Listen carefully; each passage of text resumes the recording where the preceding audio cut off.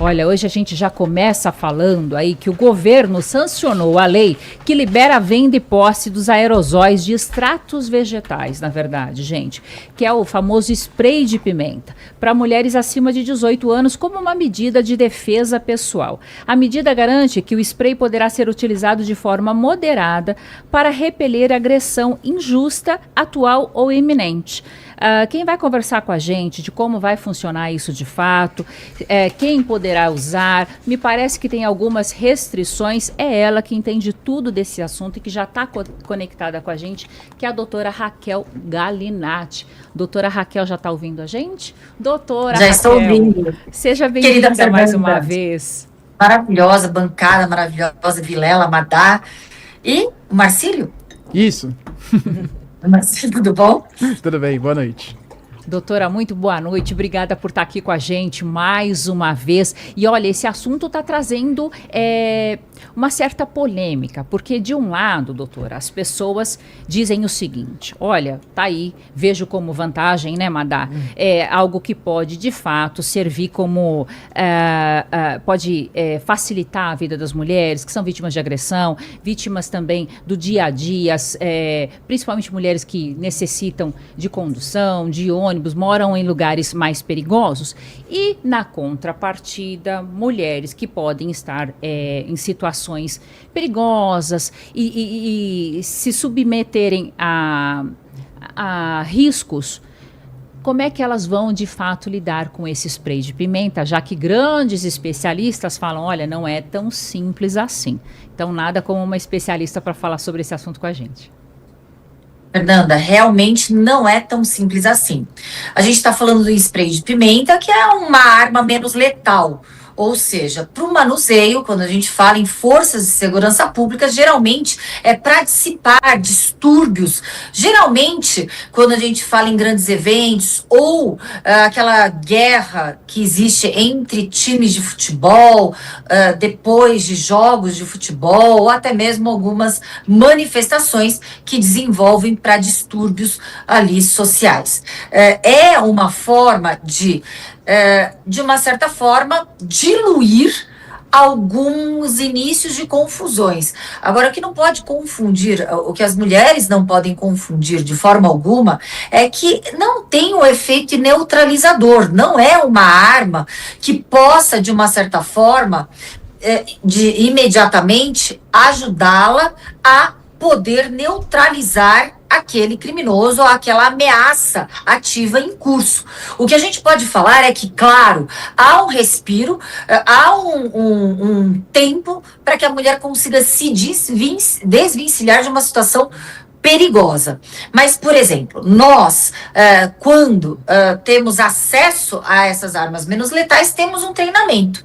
O treinamento também requer um certo tipo de conhecimento. Por exemplo, o spray de pimenta a gente vai usar geralmente aqui, ó. Tô até mostrando com a minha mão. Pena que eu não tô com o spray aqui em mãos para mostrar para vocês. O spray de pimenta. Se você coloca nessa distância e existe um campo muito aberto, provavelmente, dependendo da distância do agressor, não vai atingi-lo. Pode até ter o efeito reverso se o vento estiver ao contrário e atingir os seus olhos. Geralmente também, quase sempre, utilizamos com protetores individuais, com máscaras, para que a gente para que a gente não seja atingido com nenhuma substância química.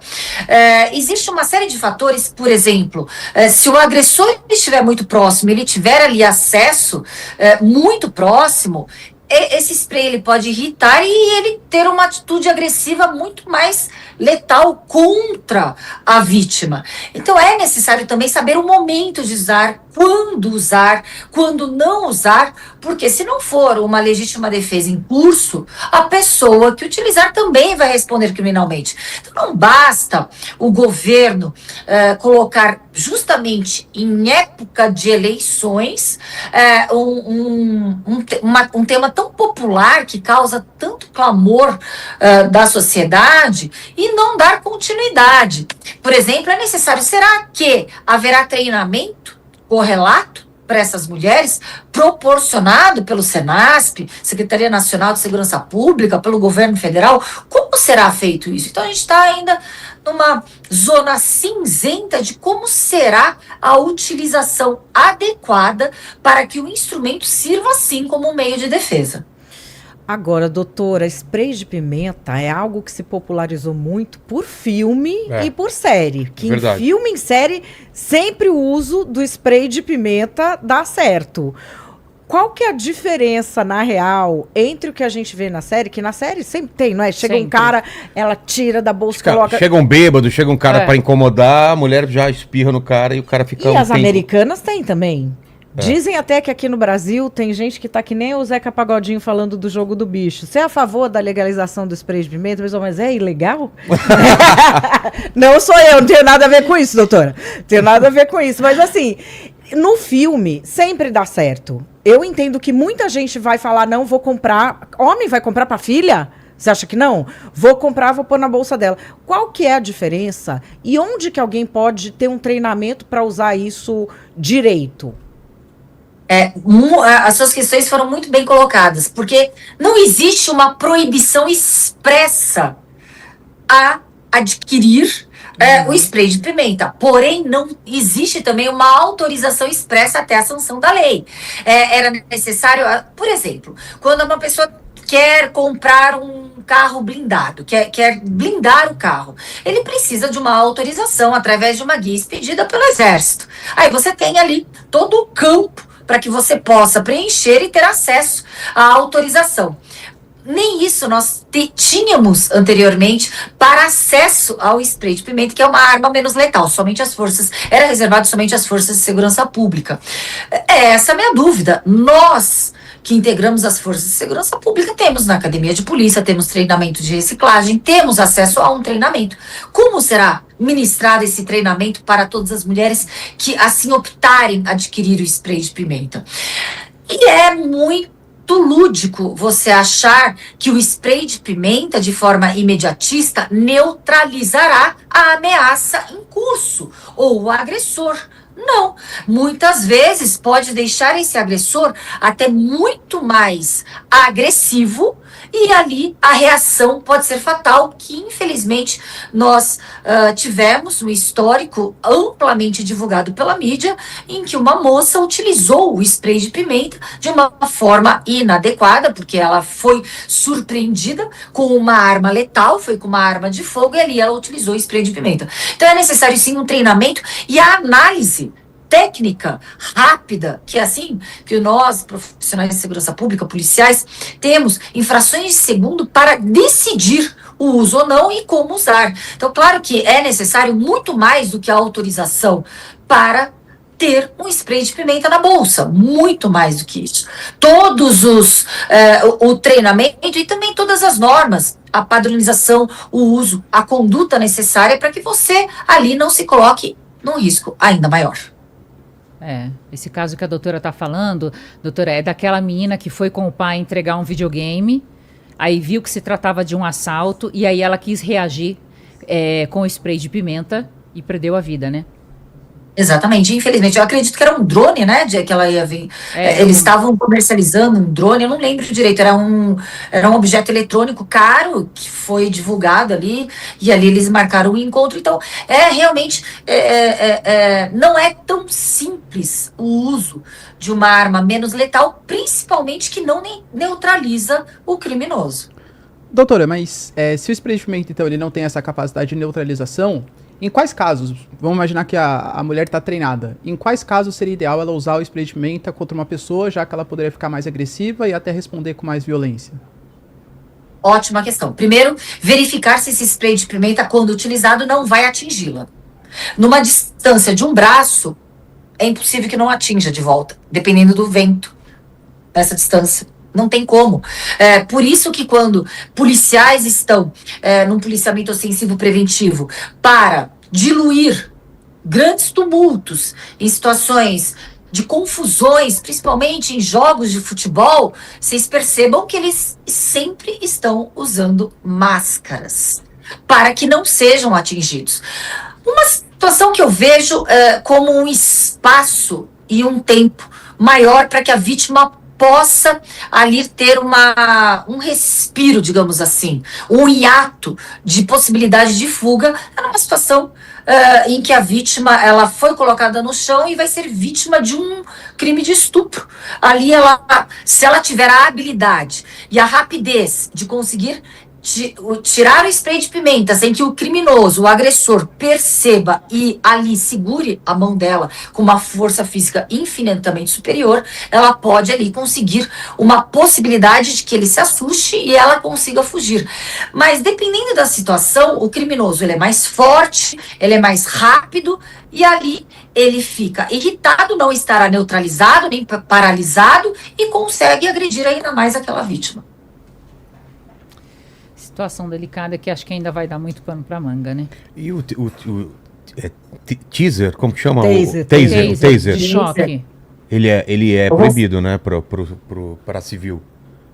Ele é proibido para a população, mas até nós, policiais, se não soubermos utilizar, existe ali um entrave técnico. É necessário treinamento para usar as armas de choque também. A arma de choque, obviamente, neutraliza momentaneamente. Você está certíssimo. Momentaneamente, existe ali a neutralização. Mas seria uma boa opção, né, doutora? Já que é para melhor... treinar uma coisa ou outra, porque o spray você tem a chance de voltar pro teu rosto. É.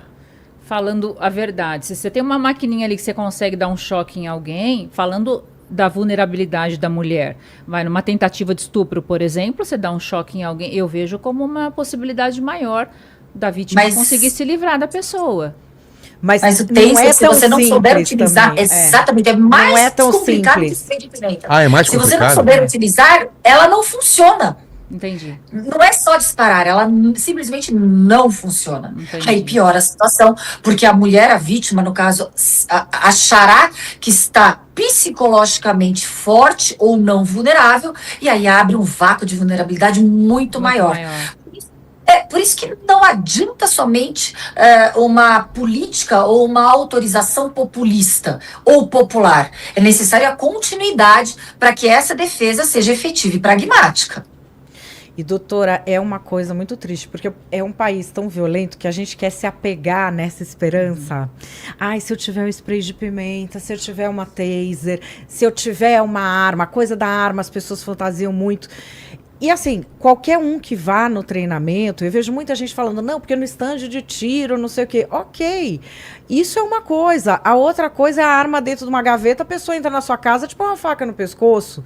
É muito treinamento que um policial tem para usar essas armas. Isso não vai resolver a vida da população sozinho, né, doutora? Perfeito.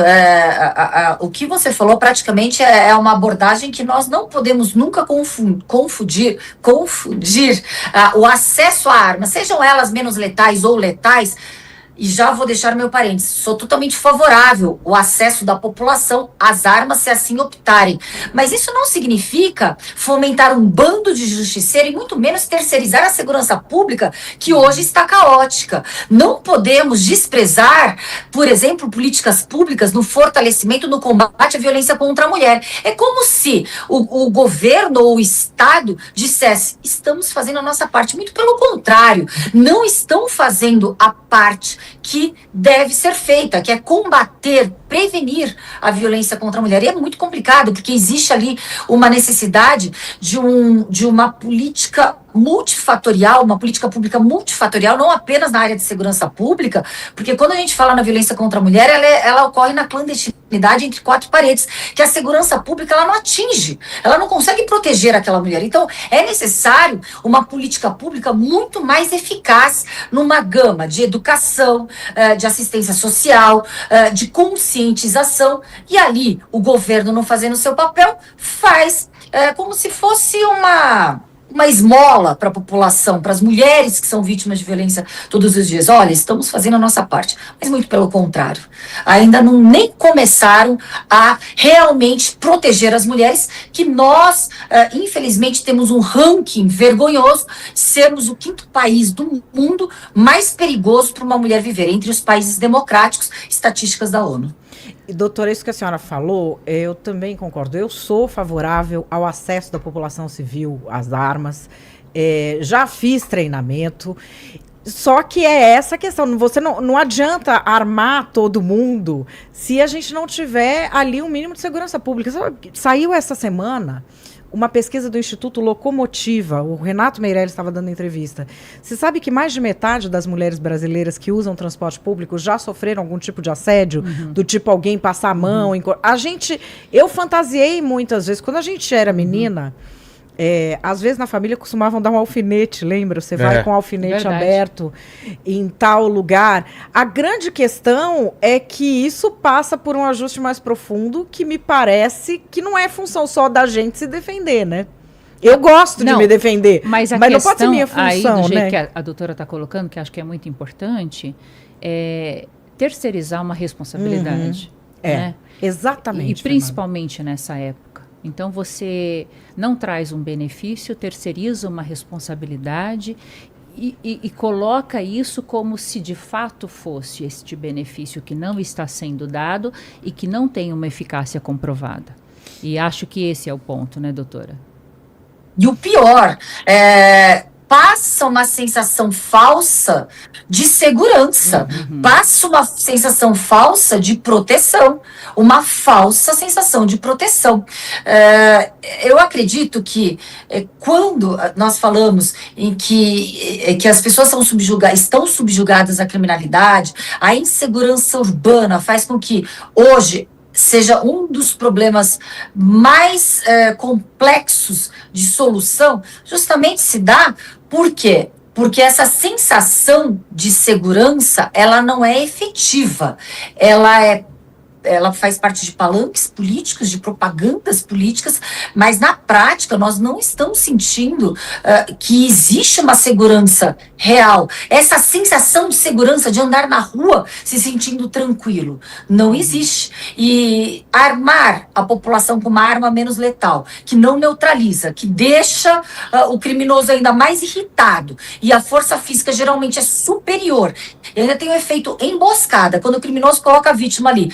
A vítima ele já está numa situação de superioridade estratégica. A vítima já caiu numa emboscada.